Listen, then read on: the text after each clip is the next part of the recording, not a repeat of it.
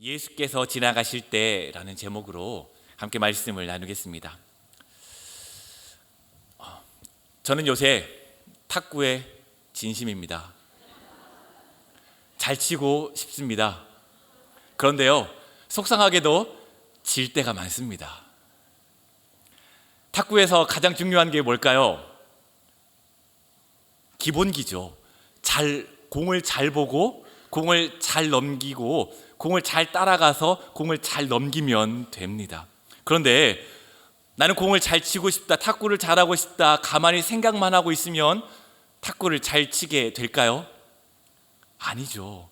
부단한 기본기 연습이 필요합니다. 부단한 연습을 통해서요, 실전에서도 연습하는 것처럼 자연스럽게 탁구 공을 넘기는 실력이 있어야, 그때서야 이 사람 좀 탁구 좀 잘 치네 라고 말하는 거죠. 그런데 어떻게 되나요? 보통 탁구를 치면요, 연습했던 거는 다 잊어버리고 옛날에 내가 했던 습관과 버릇대로 공을 따라가고 넘기죠. 이게 어려워요. 나는 머리로는 잘 알고 탁구를 잘 치고 싶은데 몸은 내가 예전 연습한 대로 나오질 않고 내 생각대로만 나오니 이게 잘 될 리가 있습니까? 그렇기에 뭔가를 잘하고 싶으면요, 기본기가 무엇인지 알고 이 기본기를 잘 연습하고 실제 게임에서도 연습하는 것처럼 잘 하는 것이, 그것이 중요하죠. 그렇다면 여러분께 한번 여쭤보겠습니다. 우리가 신앙생활할 때 가장 중요한 것은 무엇일까요? 교회의 크기일까요?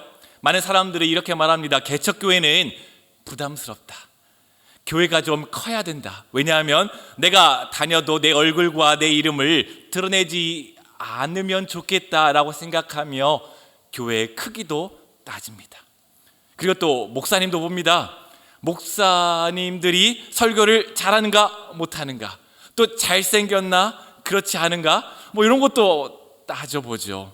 그리고 교회 가는데 주차장이 좀 큰가, 교회와 주차장이 가까워서 편안하게 주차하고 교회 갈 수 있는가, 또한 교회 프로그램들이 잘 구성되어 있어서 내가 그곳에 가면 나에게 알맞는 프로그램들을 잘 들을 수 있을까, 이것들을 잘 한 번씩 따져보는 게 요새 우리의 모습이죠. 그런데 우리가 신앙생활할 때 정말 중요한 것은 무엇일까요? 바로 예수 그리스도입니다. 성도들의 모임에 예수 그리스도가 있는가? 성도들의 입술에서 예수 그리스도에 대한 고백이 있는가? 이 공동체 가운데 예수 그리스도에 대한 고백이 있는가를 우리는 살펴보아야 하죠. 거룩한 믿음 온전교회 모든 공동체 가운데에서도 예수 그리스도에 대한 이야기가 있는지, 빈들에 임한 그 생명의 능력이 우리 공동체 가운데에 있는지 다시 한번 살펴보아야만 합니다. 그래야만 우리의 표처럼 복음과 함께 춤을 추며 2024년을 나아갈 수 있는 거죠. 우리 2024년 표가 무엇입니까? 복음이 춤추는 교회입니다. 복음에 대한 이야기를 2024년에 함께 나누고 있습니다. 예수님에 대한 이야기, 복음에 대한 이야기는 지겹게 들었습니다. 목사님, 내가 이 신앙생활한 지 몇 년인데 내가 이 이야기를 모르겠습니까? 라고 분명히 말하시는 분들이 있을 겁니다.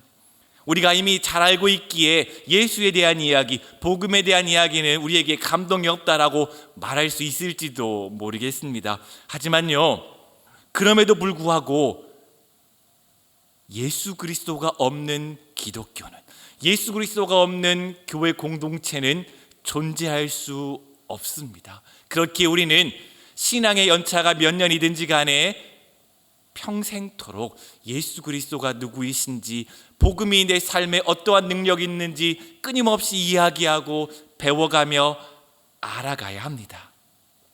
예수님을 알지 못한다면, 예수님은 나와 상관없는 사람으로 여기며 살아간다면, 예수님이 우리를 얼마나 사랑하셨는지 이 사랑을 깨닫지 못하고 살아간다면 우리는 결코 이 세상에서 성도로 바로 설 수 없기 때문입니다.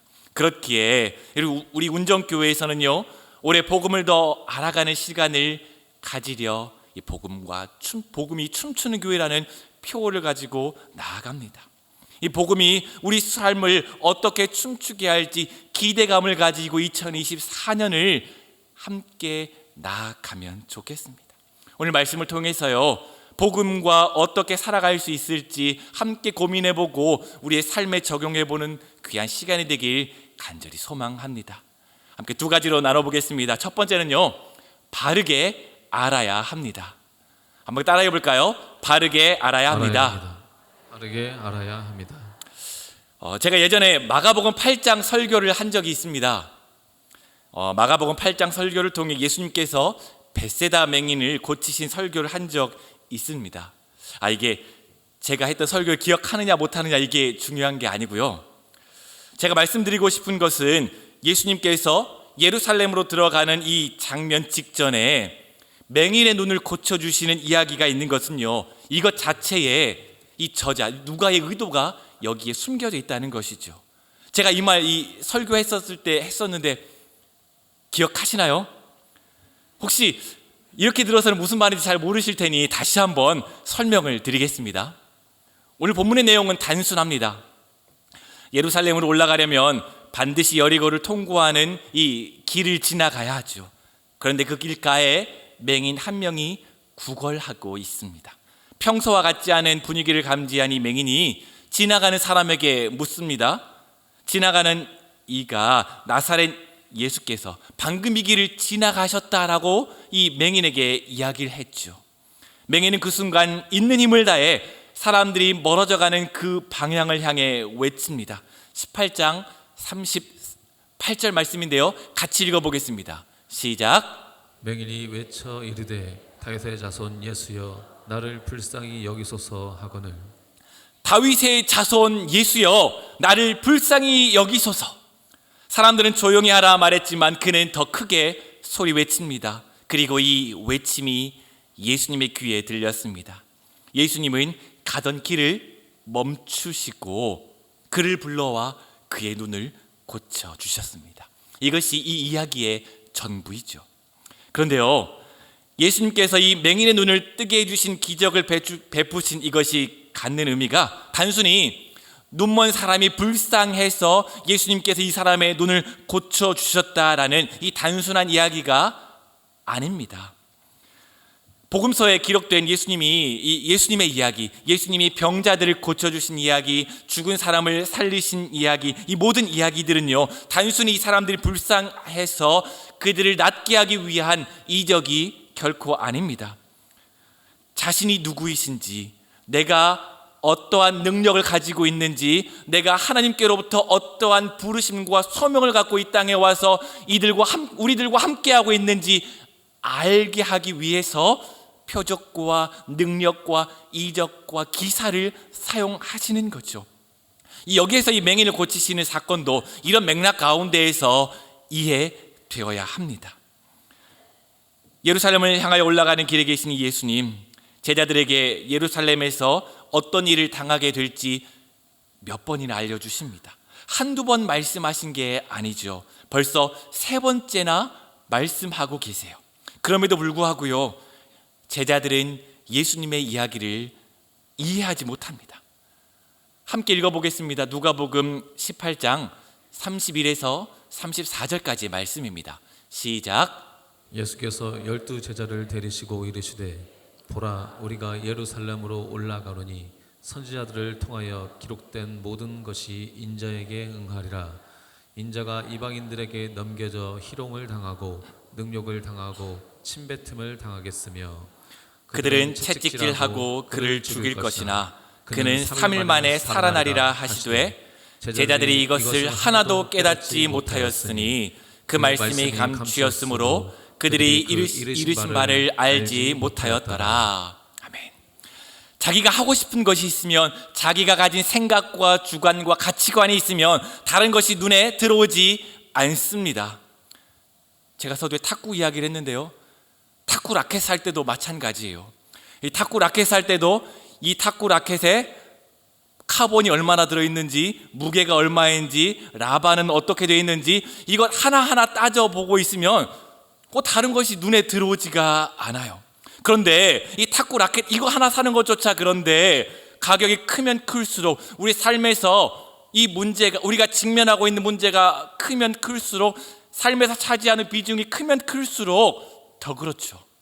자녀들의 입시라든지, 혹은 자녀들의 대학 진학이라든지, 혹은 다른 자녀들의 어떤 건강의 문제라든지, 혹은 집을 구매해서 뭐 옮긴다든지, 이런 우리들의 삶의 문제가 우리의 삶을 맞닥뜨리고 있으면 우리는 우리의 삶의 문제에만 매몰되어 있어서 지금 예수님이 어떤 말씀을 하고 계시는지 들어도 알지 못하고 받아들여도 깨닫지 못하는 것이죠. 제자들도 마찬가지입니다. 다른 어떤 것도 눈에 들어오지 않았습니다. 제자들은 예수님이 예루살렘에 올라가서 주의 영광스러운 나라가 임할 그때 주의 곁에서 높은 자리를 차지하고자 하는 욕망이 그들 마음 가운데 가득 차 있었기 때문이죠. 주를 따른 자신이 가장 가까운 그곳에서 주와 함께 그 영광을 누리고자 하는 그 욕망 가운데 사로잡혀 있었기에 예수님께서 3번이나 나는 죽어야 할 것이다 라는 걸 알려주셨음에도 불구하고 그들은 깨닫지 못했던 거죠. 예수님은 그러한 제자들에게 예수님이 이 예루살렘에 올라가셔서 죽음에 이르는 고난을 당하는 것이 어떤 의미이신지 이 맹인의 눈을 고쳐주시는 것을 통해 알려주십니다. 죄악된 이 땅에서 살아가는 우리를 영원한 생명을 알게 하시는 그리스도로서 이 구속사역을 수행하시는 것을 우리에게 말씀해 주시는 거죠. 그런 제자들에게 예수님은 맹인 고치는 이 이적을 통해, 죄인된 이 맹인의 입을 통해, 눈도 막혀 있어 세상을 제대로 보지 못하는 이 사람을 통해 이 제자들을 깨닫게 하고 계십니다. 사람들이 말하는 것처럼 나사렛에서 난 이 예수가 구약 성경에 다윗의 자손으로 오실 예언된 왕으로 약속의 성취될 메시아라는 것을 밝히 드러내고 계십니다. 하나님은 메시아를 다윗의 후손으로 보내실 것을 약속해 주셨습니다. 그 예언대로 다윗의 후손인 요셉과 마리아의 그 사이에서 태어나셨죠. 그러므로 다윗의 자손이란 다윗의 왕권을 가지고 오신 메시아라는 이 고백이 그 가운데 숨겨져 있으며, 맹인은 육신의 눈은 뜨지 못했지만 그는 하나님이 예수 그리스도가 누구이신지 바르게 알고 있었습니다. 사람들처럼 나사렛 예수라 부르지 않고 다윗의 자손 예수 그리스도라 부르며 이 예수를 메시아로 믿고 따른 것입니다. 거룩함이 논정교회 성도 여러분, 우리는 이 맹인처럼 올바르고 온전한 신앙의 지식이 있어야 합니다. 올바른 지식 없이는요, 삶에 필요한 모든 것을 주시는 분을, 이 예수 그리스도가 우리 삶에 필요한 모든 것을 채워주시는 분으로만 이 믿게 되는 거죠. 내가 원하는 것, 이 소원을 이루어 주시는 그분, 이렇게 인식하는 것은 예수님을 잘못 알고 있는 겁니다. 1,000원을 드리면 10,000원을 주시는 분, 10,000원을 드리면 100만원으로 돌려주시는 분, 혹은 우리의 모든 삶의 문제들을 해결해 주시는 분으로 알고 있다면 우리는 예수님을 잘못 알고 있는 겁니다. 예수님은 하나님의 아들로 이 땅에 영원한 생명을 위해, 우리의 죄를 위해 이 땅 가운데 오신 분이시며 이 땅을 통치하고 계시며 지금도 우리와 함께하고 계시며 약속의 증인된 분이십니다. 그분이 바로 예수 그리스도입니다. 우리는 이 예수 그리스도를 누구이신지 알고 바르게 믿어야 합니다. 두 번째로, 예수님과 바디메오, 이 맹인 사이에 가로막고 있는 것을 치워야 합니다. 이 두 번째인데요, 함께 읽어보겠습니다. 시작. 가로막은 것을 치워야 합니다. 본문의 이야기로 한번 다시 돌아가 보겠습니다. 마가복음 10장 46절 말씀입니다. 시작. 그들이 여리고에 이르렀더니 예수께서 제자들과 허다한 무리와 함께 여리고에서 나가실 때에 디메오의 아들인 맹인 거지 바디메오가 길가에 앉았다가. 아멘. 누가복음에서는요, 이 사람의 이름이 구체적으로 나타나지는 않았지만 마가복음에서는 이 사람의 이름을 구체적으로 기록하고 있습니다. 디메오의 아들이었고 맹인이었고 거지였습니다. 거지의 뜻이 무엇입니까? 스스로의 힘으로 살지 못하는 사람 아닙니까? 길가에 앉아서 다른 사람의 도움을 구걸해야만, 다른 사람의 도움이 있어야만 살아갈 수 있는 사람이 거지입니다. 늘 다른 사람에 의존해서 살아가야 하는 사람, 날마다 자신의 능력의 한계를 절감하면서 살아가야만 하는 사람이 거지입니다. 이 거지가 예수님께서 자신에게 물을 때 이렇게 대답합니다. 41절 말씀인데요. 내게 무엇을 하여 주기를 원하느냐 말씀하실 때 주여 보기를 원하나이다 라고 고백하죠. 헬라어로 이 보기다, 보기, 보다라는 건데요, 아나블레포라는 말을 사용하고 있어요. 이 블레포라는 게 보다라는 뜻인데 이 접두사인 아나를 붙여서 강조하고 있는데요, 여기에서는 다시 보다라는 의미로 우리는 해석할 수 있습니다.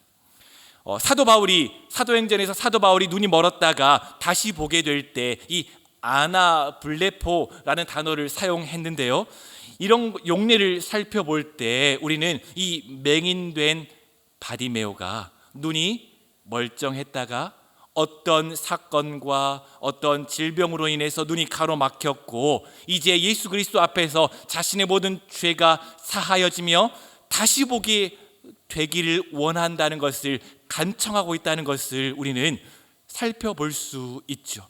그는 시력을 잃어버리고 아무것도 할 수 없는 존재, 거지로 이 여리고 길가에 살아가야만 하는 존재였습니다. 빛과 색깔과 모든 아름다움을 잃어버리고 스스로의 능력으로는 아무것도 할 수 없음을 절감하며 여리고 길가에 서서 다른 사람의 도움을 구걸하는 거지입니다. 죄인이라는 사회적인 낙인 가운데 낙인으로 찍혀 다른 사람의 손가락질을 받으며 살아가야만 했던 사람, 바로 이 사람이 거지 바디메오이죠. 그는 그날도 평소와 같이 여리고 길가에서 구걸하고 있었습니다. 그날따라 마른 이가 자신의 앞을 지나갔죠. 평소와 다른 분위기를 느꼈지만 별 생각 없이 평소와 같은 날을 보내고 있는 상황입니다. 그러다가 지나가는 사람에게 별 기대 없이 물었습니다. 여보시오, 오늘따라 왜 이렇게 사람이 많고 웅성대는 겁니까? 그때 그 사람은 말합니다. 방금 나사렛 예수가 지나갔소. 우리는 그분을 따르는 사람들이요. 그 순간 이 맹인 바디메오는 깜짝 놀랐습니다. 소문으로만 듣던 예수가 방금 자신의 앞을 지나갔기 때문이죠. 그가 들었던 이 예수님의 소문에 대한 이야기는 놀라운 것이었습니다. 예수님을 통해 병이 나았고 허리가 꼬부러진 사람도 나았으며 혈루병으로 평생 동안 고통받는 여인이 고침받았고 죽었던 소녀가 다시 살아났다는 이야기가 예수에 대한 소문이었기 때문이죠. 그러한 기적을 행하신 분이 바로 자신의 앞에서 지나갔습니다. 기적의 사람이 바로 내 앞을 지나갔는데 그에게 도와달라는 말 한마디 해보지 못한 것이죠. 그렇기에 망연자실한 바디메오는 정신을 차립니다. 그리고 자리에서 일어나 사람들이 걸어가는 그 방향을 향해 같이 달려갑니다. 그리고 그쪽을 향해 힘껏 외칩니다. 다윗의 자손 예수여, 나를 불쌍히 여겨 주옵소서. 이 외침 가운데 바디메오에게 부끄러움이 없었을까요? 자신이 무리한 말을 하고 있다는 것을 몰랐을까요? 예수님이 나 같은 인생, 나 같은 죄인을 위해 가는 길을 멈추실 거라는 확신이 있었기에 이렇게 외쳤을까요? 아무짝에 쓸모없는 나 같은 인생을 그분의 나라에 받아들이고 환영해 주실 거라는 것을 믿고 예수님을 향해 외친 걸까요? 그는 지금이 아니면 평생 기회가 없을 것을 알았기에 멀어져간 그 예수님을 향해 사력을 다해 다윗의 자손 예수여라는 이름을 외치고 있는 것입니다. 자신이 할 수 있는 최대한의 목소리를 내며 예수님의 이름을 외칩니다. 다시 눈뜨기를 갈망하며 다시 볼 수 있기를 갈망하며 자신의 죄가 깨끗하게 사함받기를 갈망하며 예수 그리스도의 이름을 외칩니다. 나는 사회에서 아무 쓸모없다 여기는 사람의 처절한 외침, 사회에서 실패자라 죄인이다 낙인 찍힌 사람의 처절한 외침입니다. 하지만 다윗의 자손 예수여, 당신의 나라에 제발 나도 함께 있기를 소원합니다 라는 바디메오의 외침인 것이죠. 그때 예수님께서 극적으로 그 얘기를 듣고 바로 이렇게 불러주시면 참 좋았을 텐데요. 여기에는 바디메오를 가로막는 장막이 하나 있었습니다. 지나가던 무리가 바디메오를 붙들었습니다. 무리는 그 바디메오를 막았고요, 그가 외치는 것을 꾸짖었습니다. 예수님은 예루살렘으로 올라가 왕이 되셔야 할 분이기에, 중요한 일을 하셔야 되는 분이기에 지금 여기 이 너 같은 맹인 거지에게 붙들려 시간을 허비해서는 안 된다라고 생각했습니다. 그랬기에 맹인을 향해 조용하라 꾸짖습니다. 예수님은 이미 지나가셨고 예루살렘으로 이미 가셨으니 다시 붙잡는 것은 우리가 할 일이 아니다. 너 같은 죄인이 예수님을 붙잡을 수는 없다라고 말하며 꾸짖습니다. 죄인된 너는 그분의 나라에 도움이 안 되니 잠잠하라 꾸짖습니다. 그때 바디메오는 어떻게 했습니까? 바디메오는 그들의 손을 뿌리쳤습니다. 바디메오는 그런 사람들의 경고를 무시했습니다.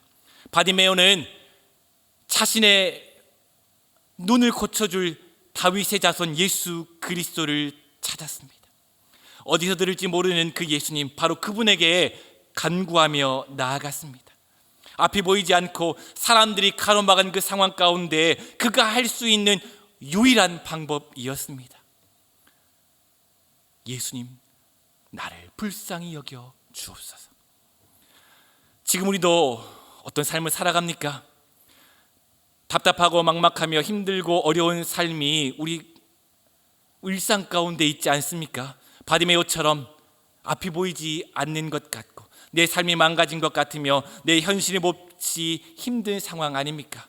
그 가운데 무기력하고 절망하고 낙심하며 나는 아무것도 할 수 없어 라고 하며 아무것도 하지 않은 채 그저 하루하루 숨만 쉬며 있지는 않습니까? 우리는 바디메오처럼 부르짖어야 합니다.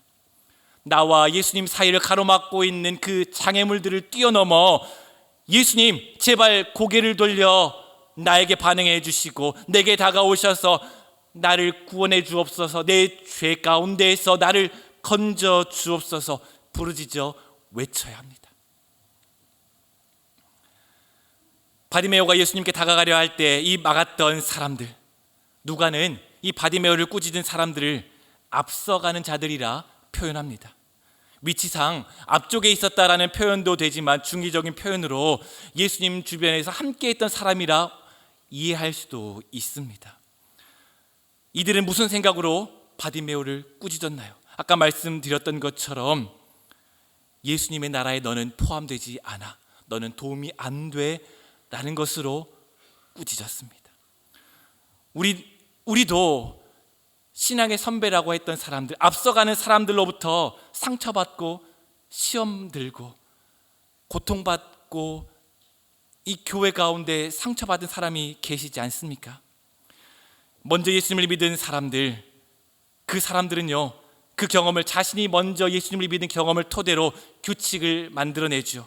그리고 그 규칙을 어기는 사람들은 예수님께 나올 자격이 없다 말합니다. 예수님과 세상 사이에 자신이 만든 규칙을 세워두고 이 규칙을 지킨 사람만 예수님께 가까이 갈 수 있어라고 인정하죠. 너는 새벽 예배에 안 나오니까 너는 예수님께 가까이 갈 자격이 없어. 너는 주일 예배 성수 안 하니까, 너는 헌금을 적게 내니까, 너는 헌금을 못 드리니까 너는 자격이 없어라고 말하는 게 우리의 모습 아닐까요? 하지만 신앙을 가진 우리, 먼저 선자인 사람들의 가장 중요한 목적이 무엇일까요? 우리를 먼저 믿음으로 불러주신 것은 주님을 모르는 사람이 주님 앞에 나올 수 있도록 주님의 이야기를 들려주고 주님을 이야기하며 주님을 노래하고 주님을 나누기 위함 아닙니까? 아직 예수님을 모르는 이들에게 우리가 먼저 만난 이 예수님이 누구신지, 우리가 먼저 만난 예수님을 소개하고 이 예수님을 가깝게 초청하는 것, 그것이 우리의 역할과 사명 아닙니까? 예수님은 이런 사람들과 함께 만나기를 원하며 사회적으로 어렵고 고통받는 사람들과 함께하기를 원하며 그들의 아픔을 치유하기를 원하시고 그들에게 하나님의 하나님 되심을 드러내기를 원하십니다. 이 하나님의 예수 그리스도의 마음을 우리가 읽어야 하지 않을까요? 혹여라도 우리가 예수 그리스도와 세상을 가로막고 있는 담이 되고 있지는 않는지 우리의 삶을 점검해 보아야 할 것입니다. 그리고 또한 예수님과 우리 사이를, 세상 사이를 가로막는 담이 또 한 가지 있습니다. 바로 다음이죠. 다음에 해라. 어떤 이들은 다음을 말합니다. 오늘만 날이냐, 오늘만 예배냐, 이번 예배만 예배냐, 다음 주도 있고 다음 주 수요일도 있다. 왜 이렇게 유별나게 구냐? 이번에 만나지 않아도 너는 시간이 많고 젊음이 있으니 다음에 해도 되고 늙어서 해도 되고 다음에 해도 된다. 항상 우리 입에 다음을 말하고 살아가지는 않습니까? 하지만 과거는 되돌릴 수 없고 다가오지 않은 이 미래는 우리가 확정 지을 수 없습니다. 우리가 할 수 있는 것은 지금입니다. 지금 무엇을 할 수 있느냐가 우리가 할 수 있는 것이죠. 예수님이 다음에 여리고에 지나실 때 그때 만나라라고 했을 때 바디메오가 그럼 내가 다음에 만나야지, 지금은 예수님이 지나가셨으니 내가 다음에 만나야지라고 하고 예수님을 부르지 않았다면 어떻게 됐을까요? 예수님은 이날을 끝으로 다시 여리고에 찾지 않으셨습니다. 예수님은 이날 끝으로 여리고에 오지 않으셨죠. 바디메오에게 다음이란 기회가 있었을까요? 아니요. 바디메오에게는 지금뿐이었습니다. 이사야 55장 6절 말씀이죠. 너희는 여호와를 만날 만한 때에 찾으라. 가까이 계실 때에 그를 부르라. 우리도 예수님을 만날 만한 때가 있고 예수님이 우리 앞을 지나가실 때가 있습니다. 우리는 그때 찾아야 합니다. 그때 불러야 합니다. 예수님이 지나가시고 난 후에 다음에 만나면 되지, 다음에 찾으면 되지, 다음에 부르면 되지. 다음을 확정할 수 있는 사람은 어느 누구도 없습니다. 지금 특별히 우리의 삶 가운데 주님이 필요한 분이, 주님의 도움이 필요한 분이 계십니까? 예수님을 찾을 때는 바로 지금입니다. 바디메오가 눈을 고쳐 다시 보게 되는 것만큼 절실하게 예수님의 도움이 필요하다면 우리는 우리의 입을 크게 열어 소리 질러야 합니다. 우리 삶에 정말 변화가 필요하다면 우리는 소리쳐 외쳐야 하고 우리의 삶을 변하게 해야 합니다. 움직여야 합니다. 언젠간 변하겠지. 장애물에 사로막혀 지금 나는 아무것도 할 수 없어, 지금 나의 현실에서는 못하는 게 당연한 거야 라는 말로 스스로에게 말하며 스스로를 속이며 아무것도 안 하면서 나중에는 변하겠지, 다음에는 변할 거야 라는 말로 그 속임수로 우리와 예수님 사이에 담을 쌓게 해서는 안 됩니다. 예수님을 불렀을 때, 예수님이 지나가실 그때 예수님을 부른 바디메오, 그는 어떻게 됐습니까? 그의 눈을 가로막고 있었던 그 장막은 깨끗하게 사라졌습니다. 그와 예수님의 사이를 가로막고 있었던 많은 무리도 모두 다 사라졌습니다. 예수님은 가던 길을 멈추셨고 그 자리에 서서 뒤를 돌아보시며 바디메오를 부르시고 그를 자신의 앞으로 오게 하시며 바디메오에게 물으십니다. 무엇을 해주기를 원하느냐? 주여, 보기를 원합니다. 바디메오의 고백, 우리의 고백이 되어야 합니다. 18장 43절입니다. 그가 눈을 떠 직접 세상을 바라볼 수 있게 되었을 때 그의 삶은 완벽히 변화되었습니다. 같이 읽겠습니다. 시작. 곧 보게 되어 하나님께 영광을 돌리며 예수를 따르니 백성이 다 이를 보고 하나님을 찬양하니라. 아멘. 그는 눈을 떠 다시 보기를 원했고 메시아로 오신 예수 그리스도께 나아가면 자신의 죄가 해결될 것을 믿었습니다. 믿었기 때문에 예수님이 지나가실 때 붙잡았고 불렀고 눈이 떠진 그 후에는 예수님을 따라갔습니다. 죄인된 신분이었음에도 불구하고 기다려주셨고 하나님 나라에 초청하시는 그 예수님을 믿고 신뢰하며 예수님의 뒤를 따라갔습니다. 사랑하는 거룩한 및 온전교회 성도 여러분, 주님을 제대로 알고 믿고 신뢰하며 주님과 우리 사이에 있는 그 장막을 걷어내고 주님의 뒤를 따라가시길 주님의 이름으로 축복합니다. 주님이 누구이신지 알고 그 뒤를 따라갈 때 우리는 복음과 춤추며 우리의 삶에서 복음이 복음되게 드러날 것입니다. 가만히 있어도 될까요? 언젠간 되겠지, 나중엔 될 거야, 내년엔 괜찮겠지, 다음 달에 하자. 결코 아닙니다. 지금입니다. 저절로 되는 것이 결코 아닙니다. 부단히 노력하고 부단히 예수님의 뒤를 따라가며 우리의 삶을 하나님께로 고정하고 우리의 시선을 하나님께로 고정하고 예수님이 지나가실 그때 예수님의 이름을 부를 때에 우리는 예수님의 뒤를 따라갈 수 있습니다. 그 예수님을 기억하고 믿고 신뢰하며 예수님의 뒤를 따라가고 복음으로 우리의 삶을 가득 채워 나아가는 복된 2024년 한 해 되시길 주님의 이름으로 축복합니다. 우리 찬송가 96장 함께 찬양하겠습니다. 예수님이 누구이신지 이 찬양만큼 자세하게 알려주는 찬양이 없더라고요. 찬송가 96장 예수님이 누구이신지 밝히 알고 드러내며 우리의 입술로 고백하며 우리의 삶에서 이 예수님을 드러내는 우리가 되면 좋겠습니다.